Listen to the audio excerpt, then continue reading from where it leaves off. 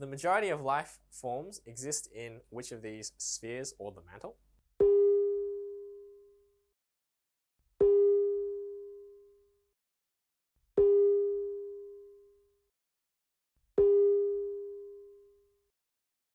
And it's pretty obvious from what I just said that it's the biosphere, because the other three are all non-living, so the answer is D. So which of the following is not a major distribution of water on the Earth? We can see water as seawater, water vapor, ice, or as fresh water stored underground. Okay, so which of these is not a major way of storing water on the Earth? Water is mostly liquid, so which one's not a liquid here? These two. But as I mentioned, there's that permafrost stuff. So C could be an answer. So the answer is probably B, as water vapor. We don't see much water vapor around. It's mostly liquid or ice, because our planet is not that hot where we would see lots of water being boiled, as water vapor is the smallest distribution out of all of these. What are minerals? And name two examples. Minerals are naturally occurring substances with a definite composition. Mineral has a defined composition. Bauxite is mostly aluminium oxide.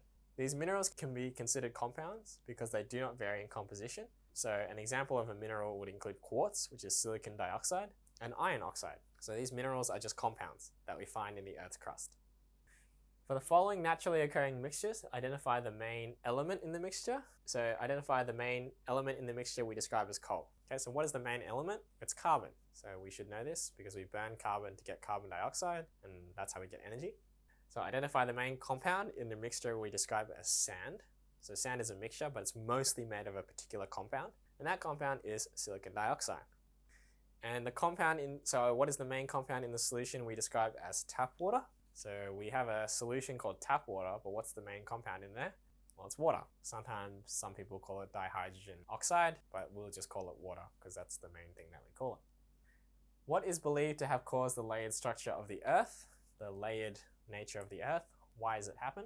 So the main cause would likely be from density differences in the Earth's components. Heavier elements sank towards the center, dense elements went towards the center of the Earth, while lighter elements combined with other elements and stayed at different layers depending on their density and temperature. So the lighter elements would have sank less compared to the very dense elements. So when they reached the very dense sections, they would have just floated on top, and then that would have kept happening for different densities, and that would have created the layered structure that we see on the Earth. So that concludes today's lesson on the chemistry of the Earth. We've looked at what the four major spheres are and what they're composed of. So hopefully you've learned something about the Earth and the planet that we live on, and I look forward to seeing you at our next lesson.